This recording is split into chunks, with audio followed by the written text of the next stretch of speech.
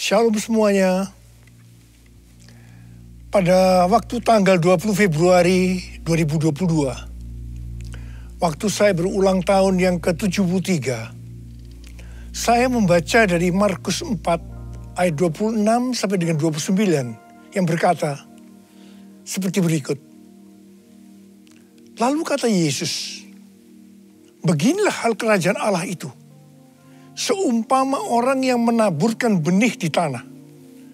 Lalu pada malam hari ia tidur, dan pada siang hari ia bangun, dan benih itu mengeluarkan tunas, dan tunas itu makin tinggi. Bagaimana terjadinya? Tidak diketahui orang itu. Bumi dengan sendirinya mengeluarkan buah. Mula-mula tangkainya, lalu bulirnya, kemudian butir-butir yang penuh isinya dalam bulir itu. Apabila buah itu sudah cukup masak, orang itu segera menyabit.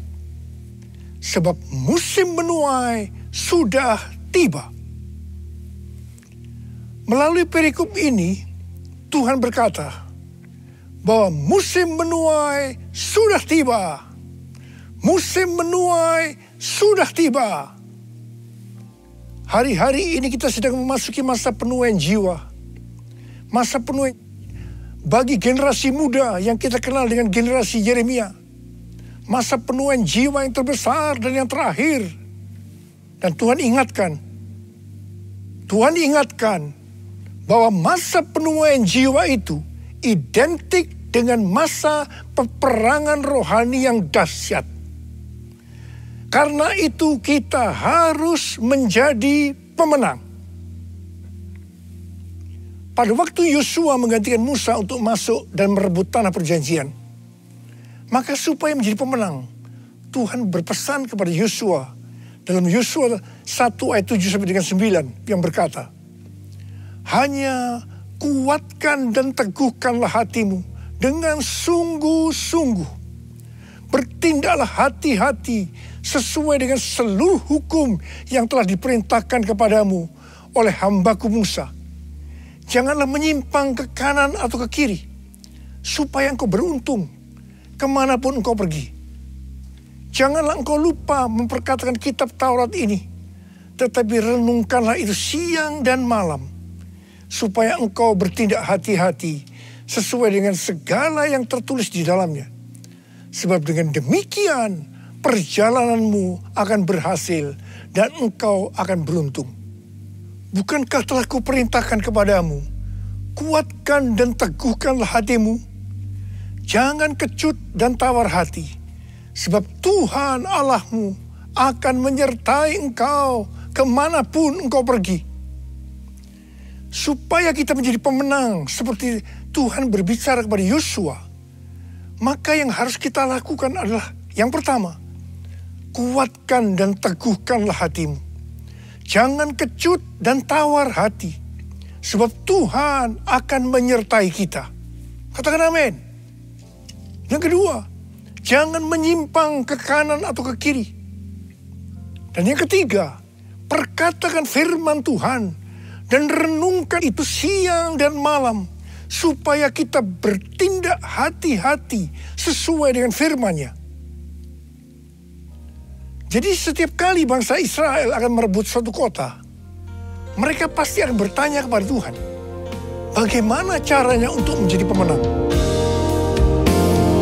Kuatkan dan teguhkan hatimu,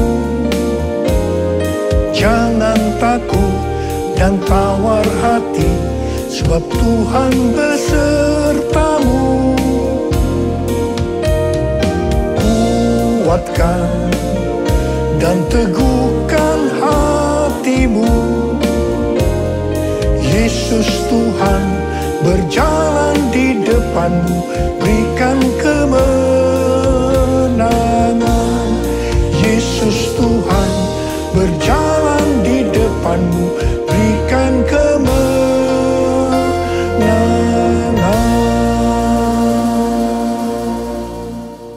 Pada suatu hari, ketika mereka akan merebut kota Ai, mereka tidak bertanya kepada Tuhan, Karena menganggap Ai adalah kota kecil dan jumlah orangnya sedikit. Jadi mereka menganggap enteng. Tetapi apa yang terjadi? Justru mereka kalah perang. 36 orang mati. Ini membuat mereka sangat tawar hati. Mereka berseru-seru meminta ampun kepada Tuhan. Pertanyaannya, mengapa mereka bisa tidak bertanya kepada Tuhan? Padahal di setiap langkah mereka, setiap kali mereka merebut satu kota, mereka akan bertanya kepada Tuhan. Jawabannya, Tuhan yang mengizinkan mereka lupa bertanya. Karena ada dosa dari Achan yang mengambil barang yang dikhususkan. Sehingga Tuhan murka terhadap orang Israel.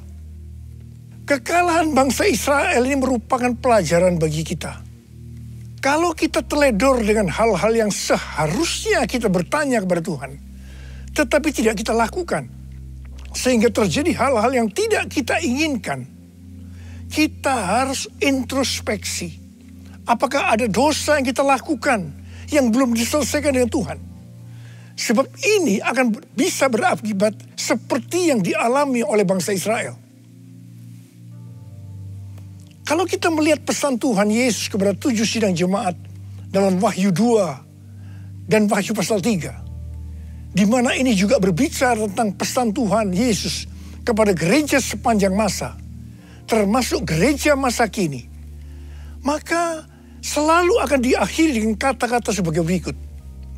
Barang siapa bertelinga, hendaklah mendengarkan apa yang dikatakan oleh Roh kepada jemaat-jemaat.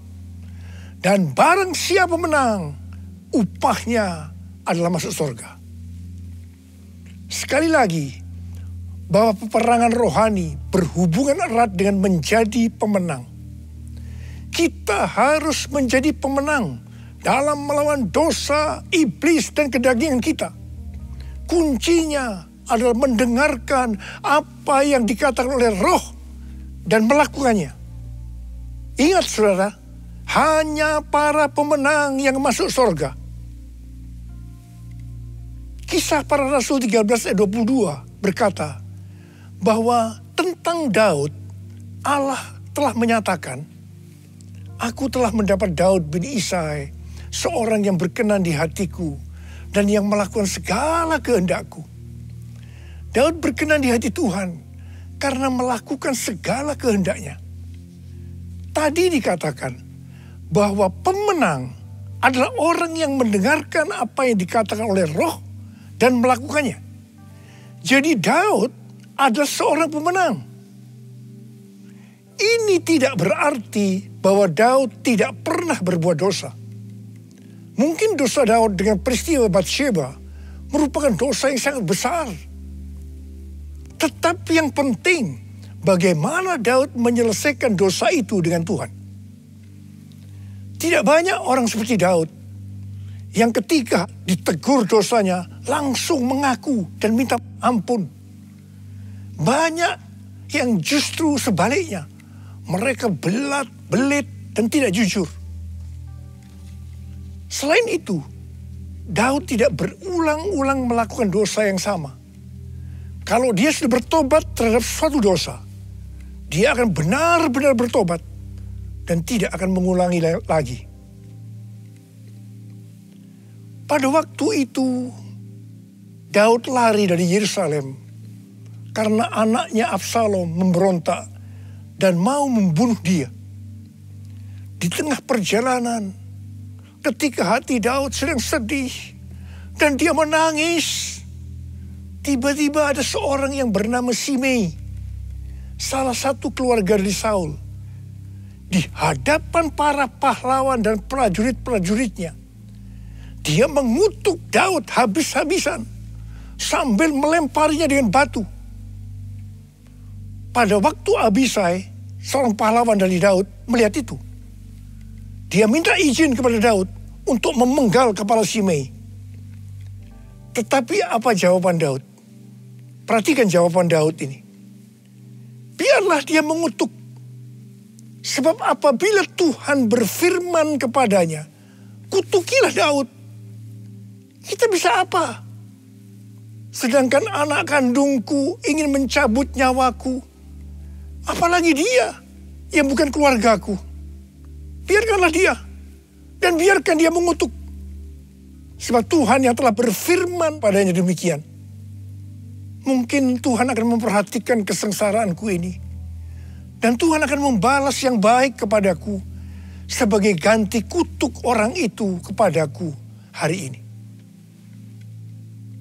Saudara, dalam pelayanan saya, mungkin saya ini termasuk salah seorang hamba Tuhan yang paling banyak dimaki-maki dan dikutuki orang. Terus terang saya banyak belajar dari Daud ini. Saya bersyukur kepada Tuhan bahwa sampai dengan hari ini, saya masih diberi kesanggupan oleh Tuhan untuk melakukan seperti apa yang telah dilakukan oleh Daud. Akhir daripada pemberontakan Absalom, anak Daud, itu berakhir dengan kematian dari Absalom. Ketika Daud pulang kembali ke Yerusalem dan ia sampai ke tepi sungai Yordan, maka banyak orang yang menyambut dia, termasuk Simei. Simei sujud di hadapan Daud untuk minta ampun. Di sini kembali Abisai, pahlawan Daud, salah seorang pahlawan Daud tadi, yang pernah minta izin untuk memenggal kepala Simei, berkata kepada Daud agar Simei dihukum mati karena dia mengutuki orang yang diurapi Tuhan. Tetapi Daud dengan tegas berkata kepada Abisai, tidak. Kemudian Daud berkata kepada Simei, engkau tidak akan mati. Dan Daud bersumpah kepadanya. Puji Tuhan saudara, sampai dengan hari ini, dengan kekuatan yang diberikan oleh Tuhan, saya tidak pernah dendam kepada orang-orang yang dengan sengaja atau tidak sengaja berbuat jahat kepada saya. Meskipun mereka tidak minta maaf, saya tetap melupakan apa yang pernah mereka lakukan kepada saya. Haleluya. Allah yang bela, siapa lawan dia? Lebih dari pemenang dalam segala hal. Ku pasti dapat, aku pasti dapat lakukan semua, melakukan semua. Yesus yang beri kekuatan, oh terpujilah namanya. Yesus yang beri kekuatan, oh terpujilah namanya. Menjelang kematiannya, Daud memberikan pesan kepada Salomo. Salah satunya adalah mengenai Simei ini. Daud berkata kepada Salomo, juga masih ada padamu Simei bin Gera, orang Benyamin dari Bahurim. Dialah yang mengutuki aku dengan kutuk yang kejam pada waktu aku pergi ke Mahanaim. Tetapi kemudian dia datang menyongsong aku di tepi sungai Yordan. Dan aku bersumpah kepadanya, demi Tuhan, tidak akan kubunuh engkau dengan pedang.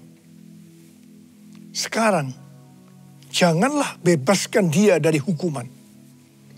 Sebab engkau orang bijaksana dan tahu apa yang harus kau lakukan kepadanya untuk membuat yang ubanan itu turun dengan berdarah ke dunia orang mati.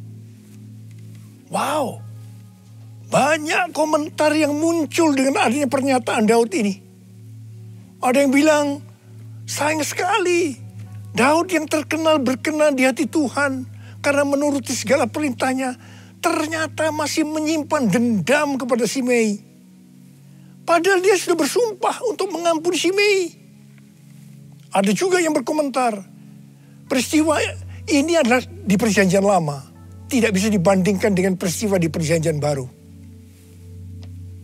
Tapi bagi saya, secara pribadi, waktu saya membaca peristiwa ini, justru mempunyai pengertian yang berbeda dengan tafsiran yang ada di atas tadi.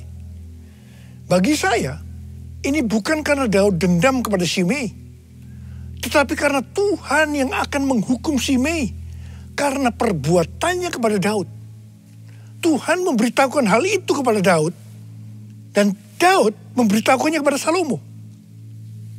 Cerita ini belum berakhir. Sekarang mari kita lihat, apakah pengertian yang saya dapatkan itu benar atau tidak. Apa yang Salomo lakukan kepada Shimei? Sebagai seorang yang bijaksana, Salomo memanggil Shimei dan berkata, kamu buat rumah di Yerusalem, dan kamu tinggal di sana, janganlah kamu keluar kemana-mana. Pada saat kamu keluar dan menyeberangi sungai Kidron, pastilah engkau dibunuh dan darahmu akan ditanggungkan kepadamu sendiri. Shimei bersumpah dan setuju dengan perjanjian itu. Setelah lewat 3 tahun, 2 hamba dari Shimei lari kepada Raja Gad. Ketika Shimei mengetahui hal ini, maka dia menjemput kedua hambanya itu. Dia lupa akan sumpahnya. Atau lebih tepat saya pakai istilah, bahwa Tuhan membuat dia lupa pada sumpahnya. Setelah Shimei kembali ke Yerusalem, dia dipanggil oleh Salomo. Dia diingatkan akan perjanjian yang mereka buat dengan bersumpah. Mengapa engkau tidak menepati sumpah demi Tuhan itu dan perintah yang kuperintahkan kepadamu? Kemudian Salomo berkata kepada Shimei, engkau sendiri tahu dalam hatimu segala kejahatan yang kamu perbuat kepada Daud ayahku. Maka Tuhan telah menanggungkan kejahatan itu kepadamu sendiri. Akhirnya Shimei dihukum mati dengan cara dipancung. Artinya dia turun ke dunia orang mati dengan berdarah seperti yang dikatakan oleh Daud kepada Salomo. Di sini jelas sekali bahwa bukan Daud yang dendam kepada Shimei, tetapi Tuhan sendiri yang menghukum Shimei karena kutukan-kutukan jahat yang keluar dari mulutnya kepada Daud. Melalui kisah Shimei ini, Tuhan mengingatkan kita tentang mulut. Menurut kalender Ibrani, bahwa dari tanggal 6 September 2021 sampai dengan 26 September tahun 2022, kita masuk dalam tahun 5782 yang disebut sebagai tahun Pebet. Pebet artinya 82.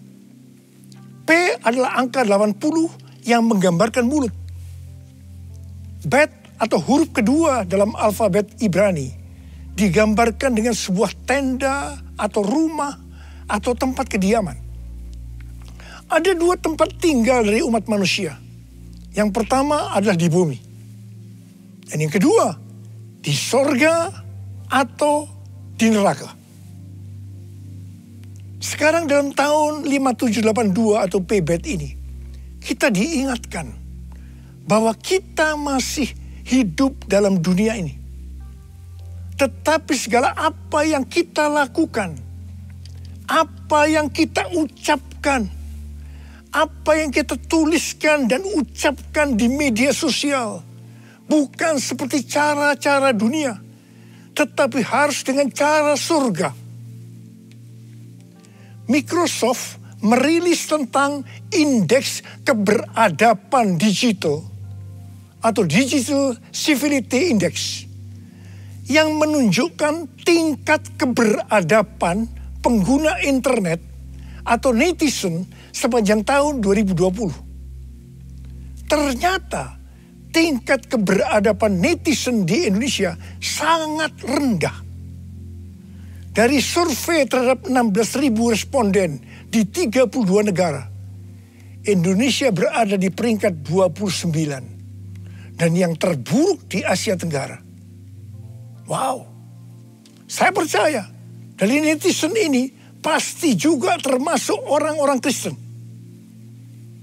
Saya akan mengingatkan kepada saudara tentang perkataan Tuhan Yesus dalam Matius 12 ayat 36 dan 37 yang berkata, "Tetapi aku berkata kepadamu, setiap kata yang sia-sia yang diucapkan orang harus dipertanggungjawabkannya pada hari penghakiman.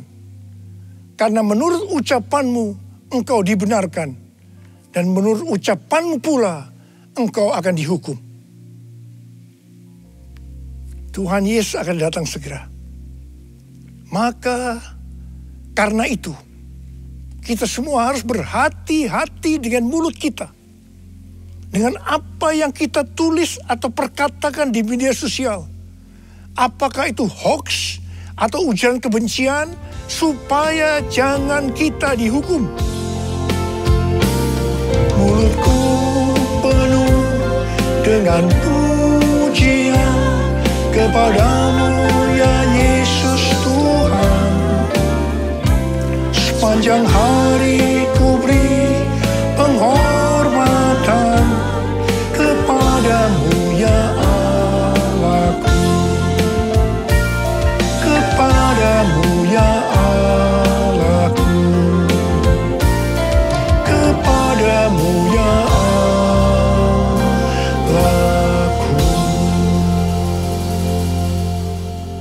Kita harus mengingat 1 Korintus 6 ayat 19 yang berkata, "Atau tidak tahukah kamu bahwa tubuhmu adalah bait Roh Kudus yang diam di dalam kamu? Roh Kudus yang kamu peroleh dari Allah, dan bahwa kamu bukan milik kamu sendiri?" Sekali lagi saya ingatkan bahwa tubuh kita bukan milik kita sendiri. Mulut kita bukan milik kita sendiri, tetapi miliknya Tuhan Yesus. Karena kita sudah dibeli dengan harga yang mahal dari kuasa iblis dengan darah Tuhan Yesus sendiri. Kita harus menggunakan mulut untuk berbicara hal-hal yang sesuai dengan firman Tuhan. Termasuk juga saat berbicara dan menulis di media sosial. Karena itu, sekali lagi saya mau katakan, jadilah pemenang. Jadilah pemenang. Saya berdoa agar kita semua menjadi pemenang. Dan sekali lagi, hanya pemenang yang masuk sorga. Saya mau berdoa buat saudara. Ada berapa banyak di antara saudara yang berkata kepada Tuhan, "Tuhan, saya mau jadi pemenang. Saya mau jadi pemenang." Mari angkat tangan kita. Kita nyanyikan lagu ini bersama-sama. Allah yang bela, siapa lawan Dia? Lebih dari pemenang dalam segala hal. Ku pasti dapat, aku pasti dapat lakukan semua, melakukan semua. Yesus yang beri kekuatan, oh terpujilah namanya.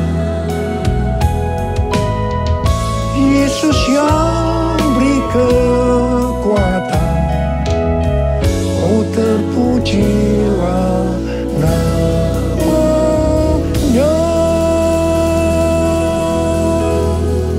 Dialah masyarakat bala bala bala bala bala bala bala. Muria la la la bala bala bala bala bala bala bala bala bala bala. Angkat tangan saudara. Saudara mau didoakan, mau jadi pemenang. Angkat tanganmu. Tuhan, kau melihat tangan-tangan yang terangkat saat ini. Anak-anakmu mau jadi pemenang ya Tuhan. Menjadi pemenang, dan hamba-Mu tahu itulah yang kau kehendaki agar kami semua menjadi pemenang. Oh rabababababababa, berdoa buat mereka ya Tuhan. Berdoa buat segala pergumulan yang mereka hadapi hari-hari. Jadikan mereka pemenang. Mereka pasti dapat ya Tuhan, karena Engkau yang menyertai kami. Karena Engkau yang menyertai kami. Tuhan terima kasih. Terima kasih, terima kasih. Dalam nama Yesus kami berdoa. Dalam nama Yesus, haleluya. Haleluya, haleluya, amin. Mari saudara-saudara, kita akan masuk dalam perjamuan kudus. Kita akan mengingat ayat ini. Sebab setiap kali kamu makan roti ini dan minum cawan ini, kamu memberitakan kematian Tuhan sampai Ia datang. Perjamuan kudus adalah perjamuan Tuhan Yesus sendiri. Setiap kali kita masuk dalam perjamuan kudus, Tuhan Yesus selalu berkata, biarlah ini menjadi peringatan akan daku. Karena itu mari kita arahkan hati kita kepada kebaikan Tuhan. Supaya kita lebih mengasihi Tuhan Yesus. Supaya kita lebih mengasihi satu dengan yang lain. Mari kita tundukkan kepala. Tuhan, siapakah kami ini sebelum kami mengenal Engkau? Kami semua orang berdosa. Upah dosa adalah maut, mati. Tapi Engkau yang tidak berdosa telah dijadikan dosa oleh karena kami. Engkau harus turun dari surga mulia menjelma menjadi manusia, mati ganti kami dengan penderitaan yang luar biasa. Sungguh kalau kami pikirkan Tuhan betapa baiknya Engkau itu. Engkau jadikan kami sebagai anak-anak-Mu. Engkau memberkati, Engkau menuntun, Engkau membela kami ya Tuhan. Engkau menyembuhkan kami, Engkau juga menegur kalau kami salah. Itu Engkau ya Aba, itu Engkau ya Aba. Tuhan terima kasih. Tuhan terima kasih. Tuhan akan memberkati kita melalui perjamuan kudus ini. Tapi Tuhan mau kita makan dan minum dengan cara yang benar. Karena itu mari kita introspeksi. Jujur di hadapan Tuhan. Jangan ada yang disembunyikan. Kalau ada hal-hal yang saat ini Tuhan ingatkan. Agar kita harus menyelesaikan dengan Tuhan. Mari kita selesaikan. Mari kita selesaikan sebelum kita masuk dalam perjamuan kudus. Katakan, ampuni saya Tuhan. Ampuni saya. Ampuni saya Tuhan, ampuni saya. Kau melihat anak-anak-Mu yang sedang meminta ampun kepadamu ya Aba. Ampuni mereka, ampuni juga hamba-Mu ini. Ampuni kami semua. Bapa, terima kasih. Kami akan masuk dalam perjamuan kudus dengan hati yang penuh ucapan syukur. Dalam nama Yesus kami berdoa. Amin. Sekarang mari kita angkat roti di tangan kanan kita tinggi-tinggi. Sebab apa yang telah kuteruskan kepadamu telah aku terima dari Tuhan. Yaitu bahwa Tuhan Yesus pada malam waktu diserahkan mengambil roti. Dan sesudah itu ia mengucap syukur atasnya. Ia memecah-mecahkannya dan berkata, inilah tubuhku yang diserahkan bagi kamu. Perbuatlah ini menjadi peringatan akan aku. Sudah dikasih Tuhan, bukankah roti yang kita pecah-pecahkan ini adalah persekutuan kita dengan tubuh Kristus. Mari kita makan dalam nama Yesus.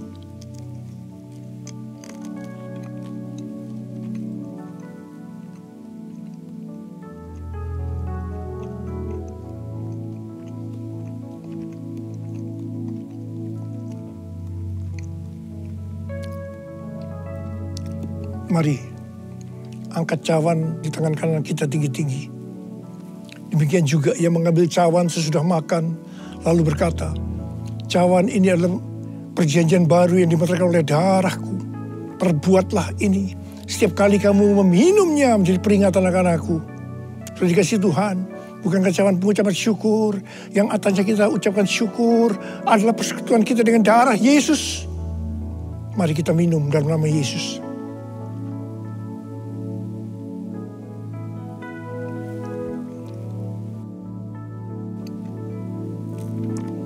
Mari angkat tangan kita.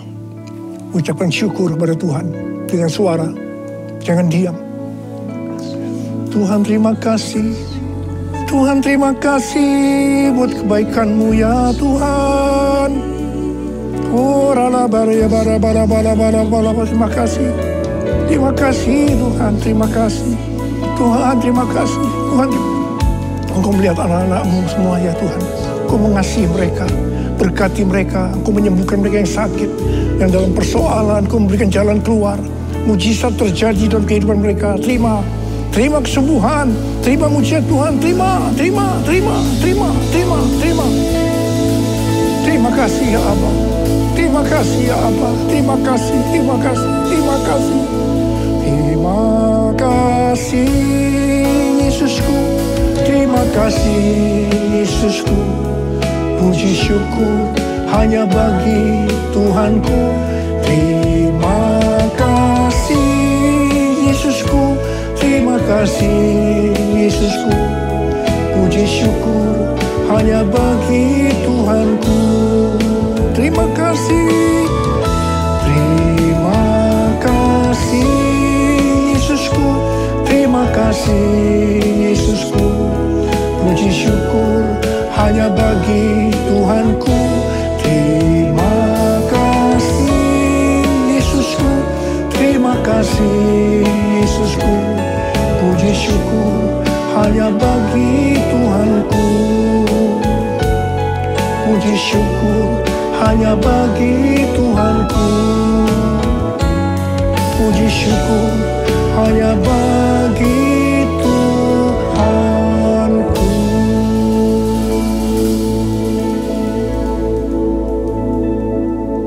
Oh Rara Syama, terima kasih ya Pak. Terima kasih ya Pak. Terima kasih. Angkat tangan saudara, terimalah berkat Tuhan. Kasih karunia berlimpah-limpah daripada Allah Bapa dalam anak yang tunggal Yesus Kristus. Persekutuan yang manis dengan Roh Kudus menyertai saudara sekalian mulai hari ini.